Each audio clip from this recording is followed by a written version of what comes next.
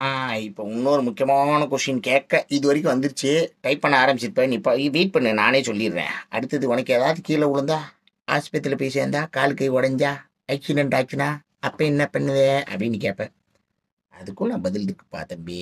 ஒன்றும் இல்லை, மைண்டு மட்டும். ஏற்கனவே நான் ஸ்டீஃபன் ஹாக்கின் சொன்னேன் இல்லையா, இங்கே வரைக்கும் எல்லாம் செயல் இருந்து போய் இப்படியே பேசிட்டு இருந்தார் இல்லையா, வச்சு அவருக்குன்னு ஒரு சிஸ்டம் ரெடி பண்ணி அந்த கண்ணாடியிலே அந்த அசைவுகள் மூலியமாகவே அவருடைய அந்த விஷயங்கள்லாம் சிஸ்டமைஸ்ட் பண்ணி எவ்வளோ விஷயங்கள் கண்டுபிடிச்சி அவர் உலகத்துக்கு இன்ஃபர்மேஷன் கொடுத்தாரு.